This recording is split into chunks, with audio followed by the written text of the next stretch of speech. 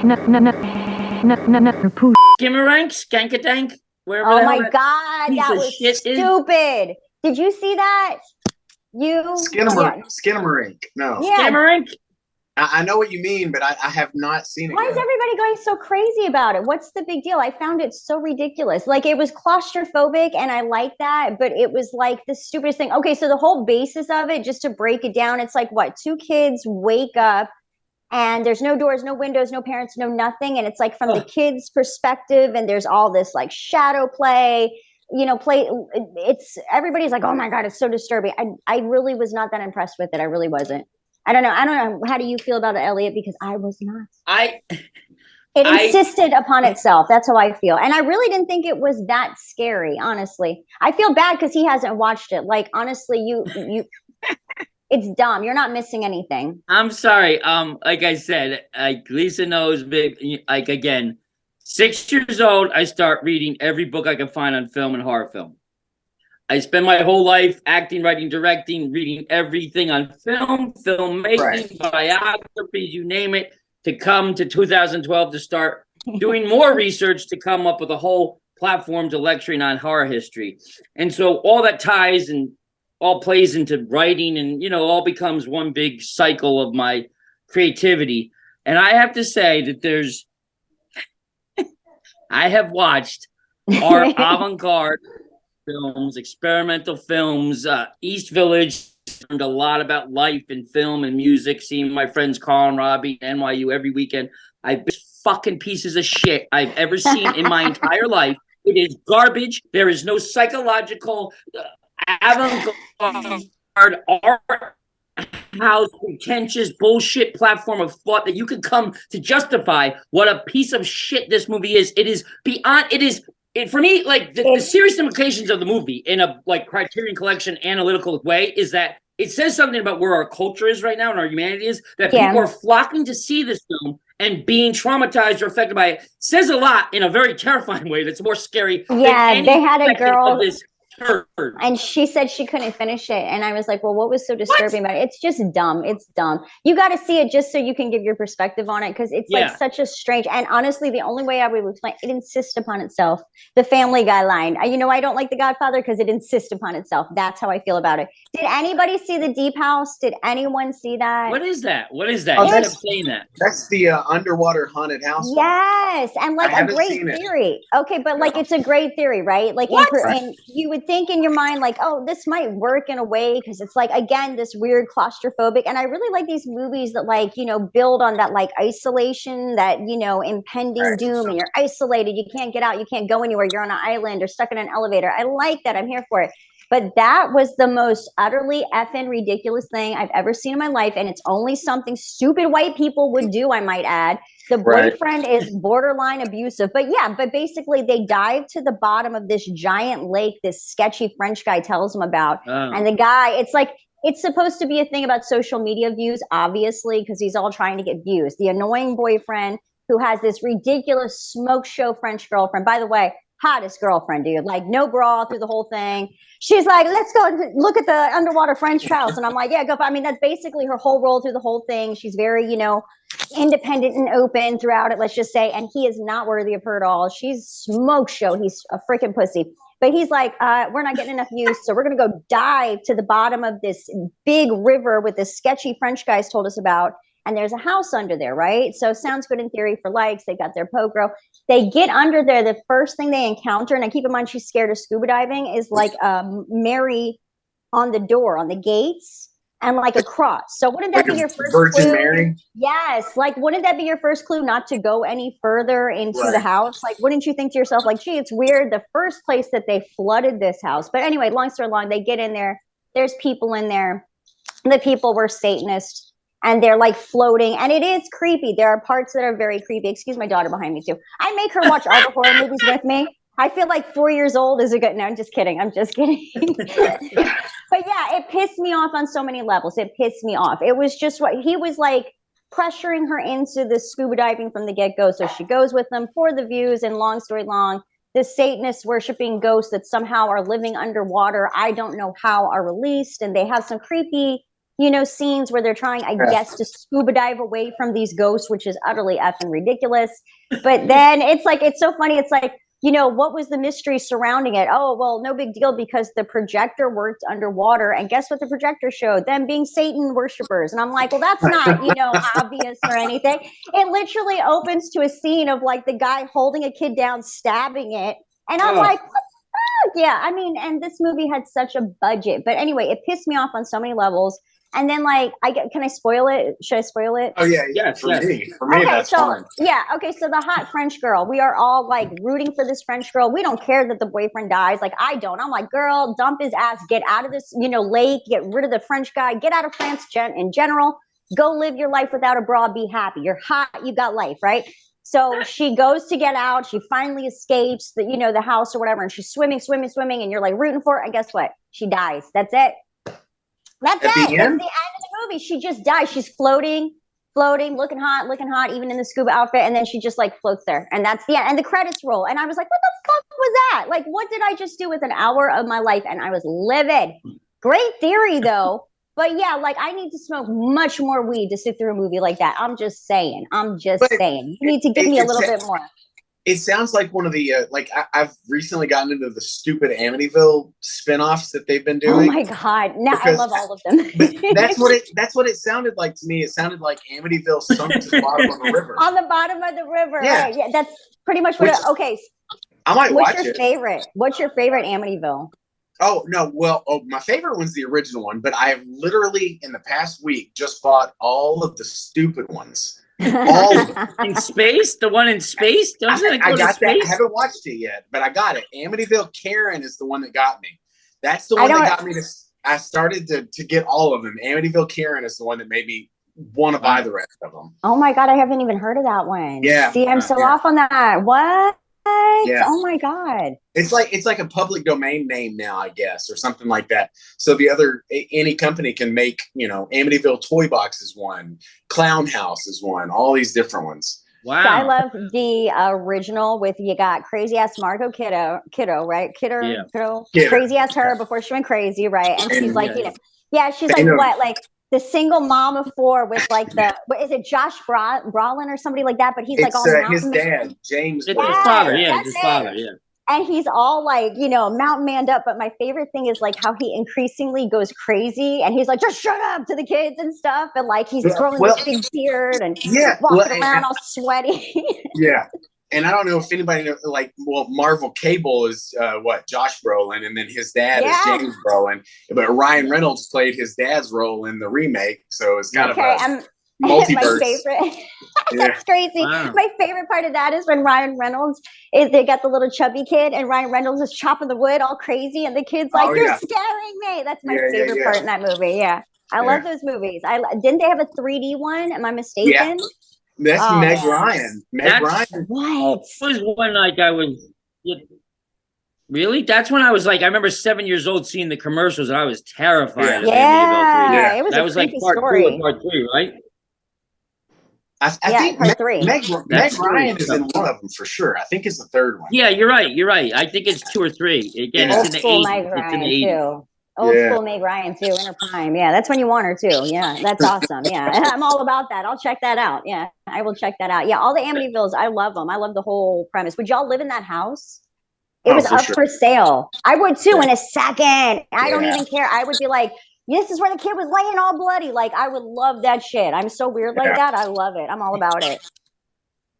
Anybody else? I don't know. I don't know what to think. It's weird. The Amityville stuff. There's so many books that have come out now discussing the hoax. It's fucking terrifying. It's a terrifying story. Like what the Lutzes or whatever went through, and the Warrens being kind of like fakes. But still, no matter what, even if you don't believe everything about the Warrens and Conjuring 2 or 3, what it shows, like even so, like I don't know, man. It just seems like no matter what, you have a house where people got butchered and massacred. Like there's got to be some bad shit there. That no matter what you're making up, there's probably still some evil stuff there. I'm sorry.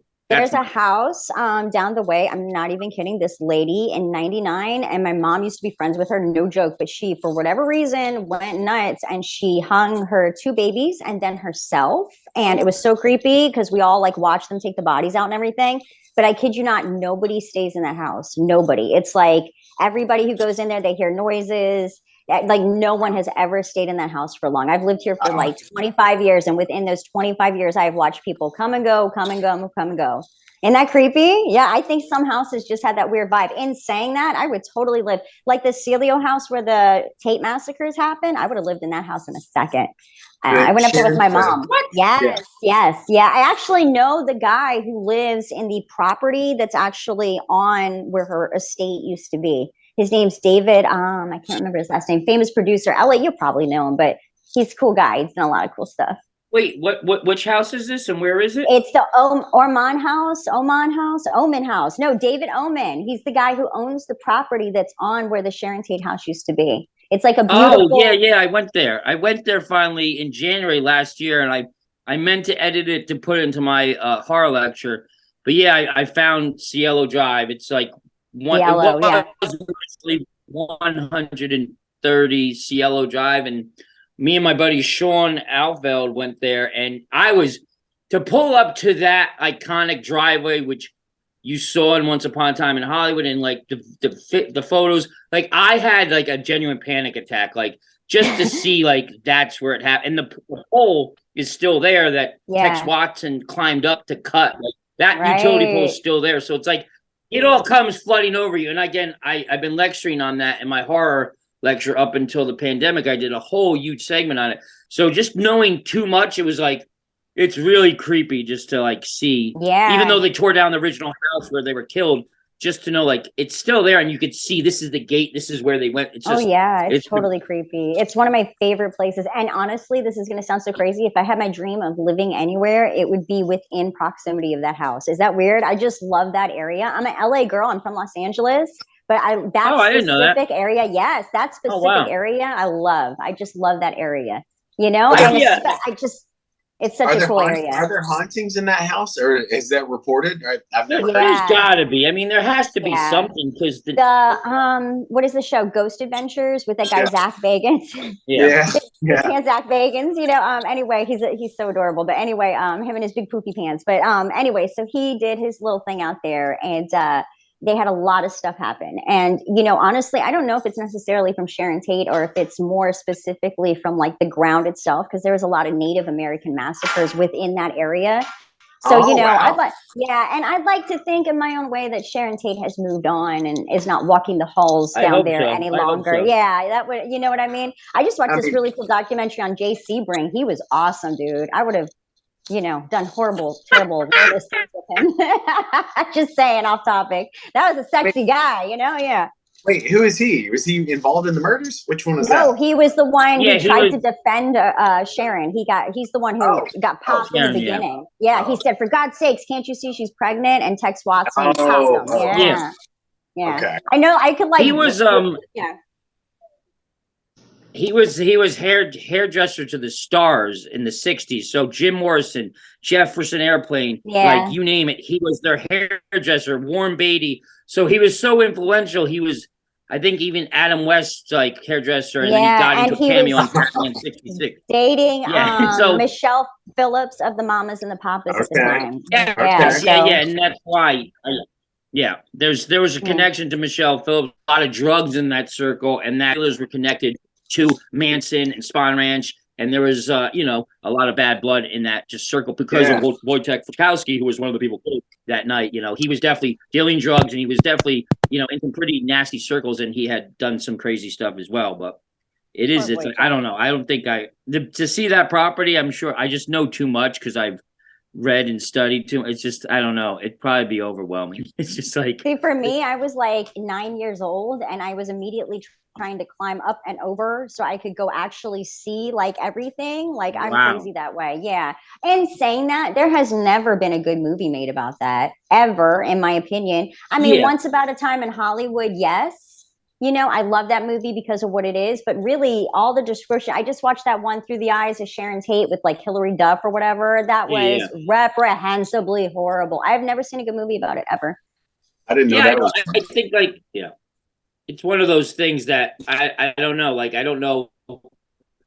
I wrote a whole script I was doing, and I actually shot a bunch of it, which is on YouTube, doing a reenactment. And then, I don't know what I was doing. Like, it was just, trying to do a movie, and then it was also docudrama, also all these things. I shot like a recreation. It was just disturbing, and I tried to be as respectful as possible. But wait, a recreation of what? Of what? Wait. Of the murders? My daughter even heard that. Yeah. She was like, "What? Of the murders? What?" Even my daughter heard that. She put her head up like, "What?" It's on my YouTube thing. So basically, I was trying to make a movie like on no budget about Polanski and the effects of the murders, and then eventually, I'd show like end up like what happened with the 13-year-old girl and all that stuff. I was trying to tell like this bigger story about the impact of that on him, blah blah blah. So I only got as far as doing basically the big reenactment of the murders. So, that was cool. Like I succeeded in what I wanted to do, and though, it was still whatever. But I think like trying to do it and having that script and not being able to do half of it, I just think like to really do it right, to see the big picture of it all, it'd have to be a TV series. It would have to be a TV series and not a movie, because it's mind blowing to find out still today from the book Chaos, which just came out like 2-3 years ago, that book even rips open what we thought it was about. And I think today, again, a TV series is what we need to do justice. Are those two connected? The Polanski scandal and the Tate House? I didn't know that there was a connection between those two. Yeah, I mean, because Polanski, he was married to Sharon Tate. She was pregnant, blah, blah. He was cheating on her. Their marriage relationship wasn't great. Yeah, and like I said, that he doesn't even know until the morning of Saturday, whatever that's August the 9th, that she's murdered. So, he comes back into this media circus and all this stuff. And I think the trauma that definitely probably played into why, when he started to like come back to life with things, was like, I mean, and I think like there's a lot of things about him. There's already messed up. He survived the Holocaust. He lost his parents in the Holocaust. Yeah. Like he had a lot of trauma. And I think that incident, from what I read, like really just sent him over the fall, so to speak. I actually just read his biography, Roman Polanski's biography, and it's a very interesting read. It's dated, of course, because it was written not long after her murder. And so, he addresses the story about the underage girl. Yeah. Very, very chauvinistic too, I might add. He's very, he's product of his times. Yeah. So it's hard for me to, I appreciate his work. I really do. I think he was such a gifted, but it's hard for me. There's always that great saying, separate the art from the artist. His movies are great, but he's a piece of shit for sure. Yeah, 100%, 100%, man. I was really shocked how he mentioned the, situation with the young girl. And it's like, at the end of the day, this was a 13-year-old kid. And he's just like, oh, it just happened. And you're like, oh my God, like, listen, this isn't like Poland, dude. Like, this isn't how we do things here. But and also a thing I find fascinating about him, he's a fascinating character in general, but his films are absolutely incredible. But also the fact that he brought a psychic to the crime scene like a day after, like that to me, that picture of him standing outside with the psychic there, that to me is cool.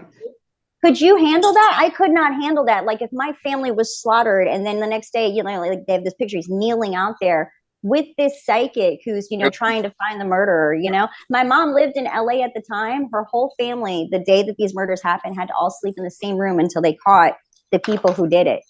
Yeah. My mom had... Wow. Yeah, she was an LA girl, so she was going around when all that shit was going down. Go figure, huh? I don't know about the psychic being 100% true, because again, Chaos is the best book. This guy spent 20 years of his life, and he went like deep, and I urge anybody to read it. Just if you're obsessed with Manson and that night, like it's a game changer. And this guy gave his life for 20 years to write. But so I think there's a lot of misinformation that happened about like how Polanski reacted, and this book really nails it down. And it shows like the flawed part of his character, and then also someone that's suddenly the victim of one of the most like insane crimes of the 20th century.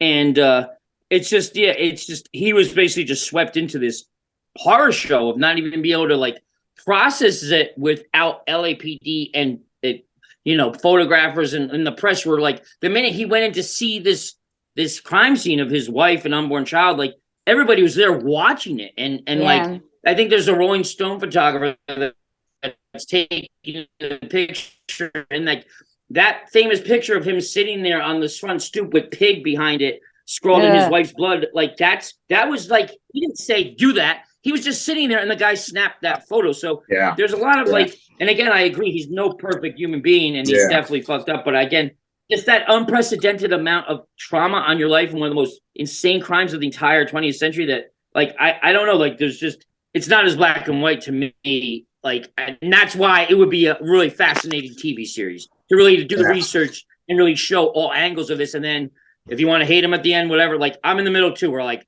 part of it's like, it's disgusting. And then part of it's like, can you imagine having that, like getting that phone call and coming home to that, and that you can't even process it without these and he even says in his book, when he is saying goodbye to her, he has this premonition as she turns and walks away that it would be the last time he says that he immediately like shuts it down and is like, don't be stupid, you know, and immediately like, you know, brushes it away. But, you know, unfortunately it happened to be true, you know, so effing creepy. By the way, I like that movie. I saw just recently, The Ninth Gate. It was another one of his movies. It's a great movie. I love that movie. Well, I just realized that the girl in it, the hot chick, is his wife. The one who takes part in the orgy. Yeah, I was like, oh, go Roman. You know, he gets all the ladies. And in saying that, I'm going to say something that people will come for me for. But in Once Upon a Time for Hollywood, I do not like Margot Robbie as Sharon Tate. I'm sorry, I don't. I agree. I 100% agree.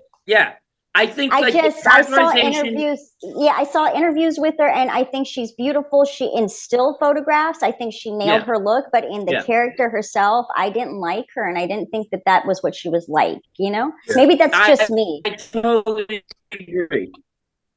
No, you're right, because again, you read that book, Polanski, and if you read any book, and I don't know what Tarantino did, but like I know he did his research, but even he met her sister and he had coffee with her and dinner with the sister, and I get that, but like.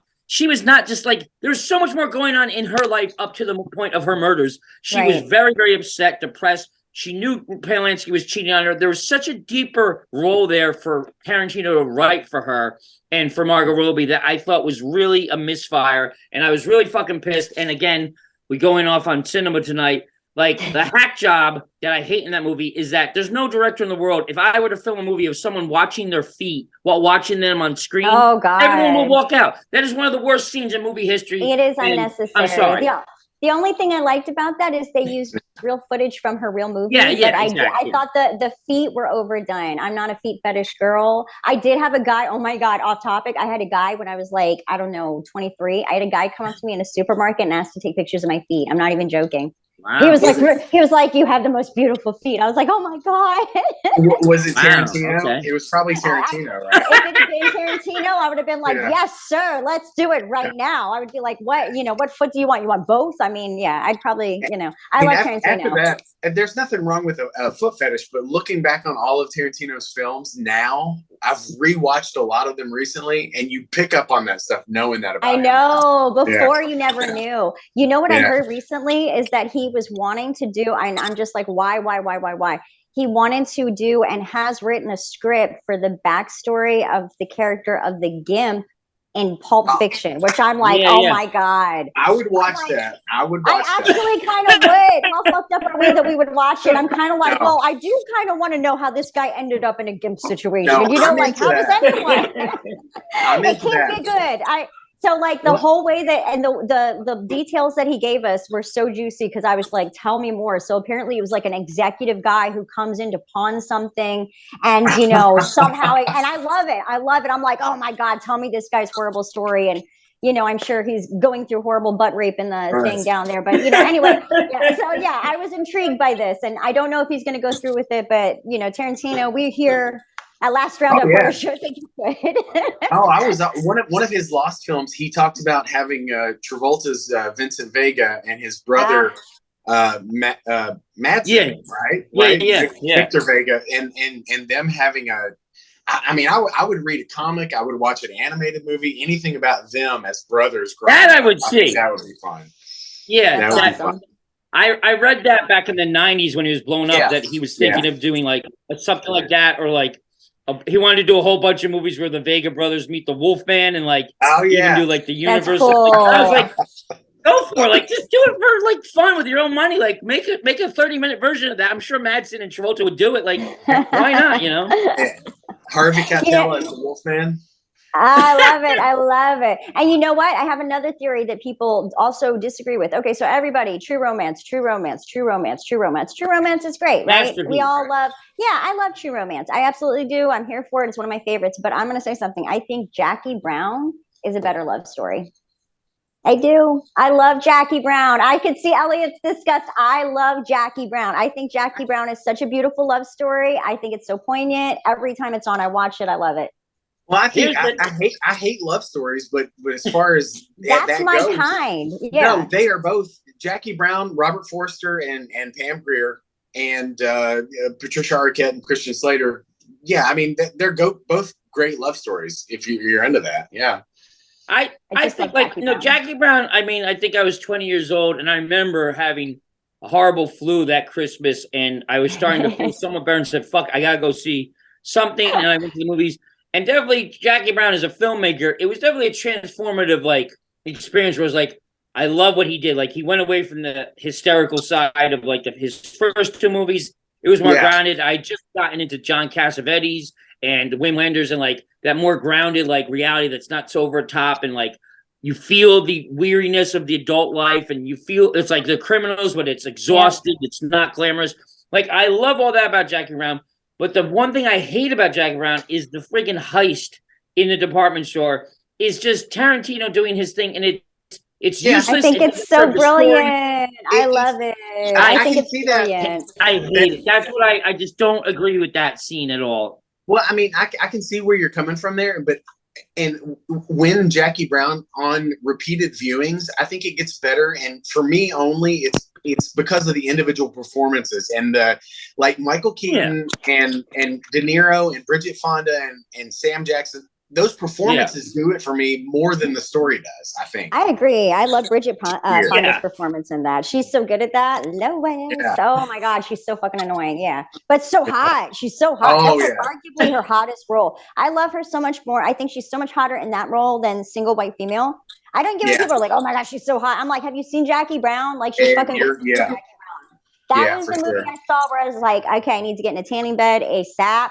Because this bitch is burning it, because she's so tan and gorgeous and she's in her little bikini half the thing. And then I became her for a while because I literally sat around in a bikini smoking weed 24 hours out of my 20s, for a good 3 years. So I was kind of her for a little bit, except for having a dealer boyfriend, I can see you playing her part in a remake of Jackie Brown. I could totally do that, man. I'm you can pull it off. I'm 800 years old, but so I'll do it. I'll do it.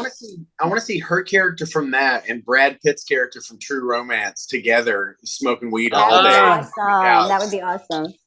That would be that would be a great movie. Current day. That's probably my favorite role of Brad Pitt's, to be honest. I love this stoner. I love it. I like the part when he's like, what does he say? The guys come when he's like, you can come and smoke one. He's like, don't condescend me, man. I love that. It was my favorite part. Don't condescend me, man. Don't condescend me, man. That's my favorite part. I'll say that 50 million times a day. That's my favorite role.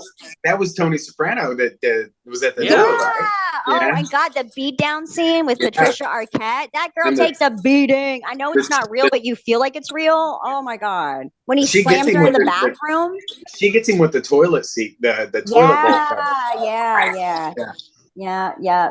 And Patricia Arquette, her whole vibe in that, when I was 13 years old and I saw that the first time, I was like, that's a good look. I'm going to go with that. I like that. It clashes. It's loud. Oh my God.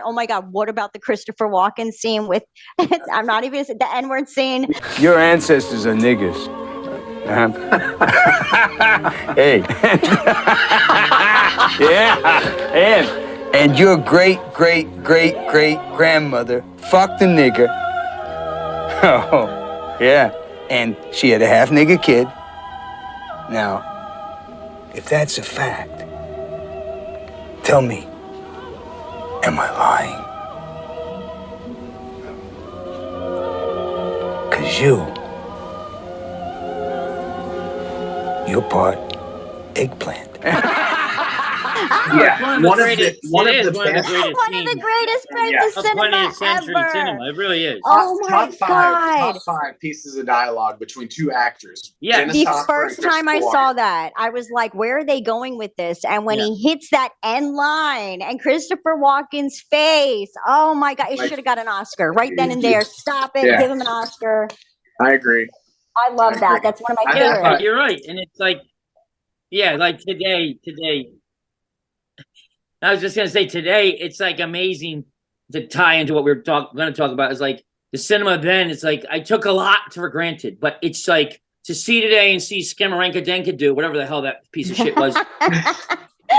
He's still mad about it. It's like the level of like craftsmanship, like yeah, like even if you don't like these movies from those years, it's like there was so much more craftsmanship and detail and passion from Tarantino's screenplay to Tony Scott's director. Like it's just missing today. And then to tie into what we were talking about, like Fire in the Sky, which I just saw recently, and you know we're going to talk about. Like Fire in the Sky today. It's just like that movie is like it's like almost should be in the Criterion Collection because there's no movie today that compares to it. Like this rooted small town drama about a best friend who has his friend go missing, and then it's based on a true story. And I've seen the pictures at the UFO Museum in Roswell, and that's even more creepy to see like how this is really certifiably true. And it's like, but that movie is just so well done and so dramatic, and then it gives you that punch in those 15 minutes of this UFO ship that is probably some of the best 15 minutes in sci-fi history of like an alien abduct. Like, and Robert Patrick, I mean, we could go on forever. And my friend Kevin Healy was just saying he's like an action film like historian. Like, it is one of his best performances, and it's a shame. Like, he should have become a leading man in Hollywood and not just Copland and whatever. Like, he should have become much bigger because Fire in the Sky is his movie, and D.B. Sweeney is, Travis Walton. But Fire in the Sky is Robert Patrick, and it's showing like I'm not a Terminator, and it really is a shame that he should have had a lot better of a career from it.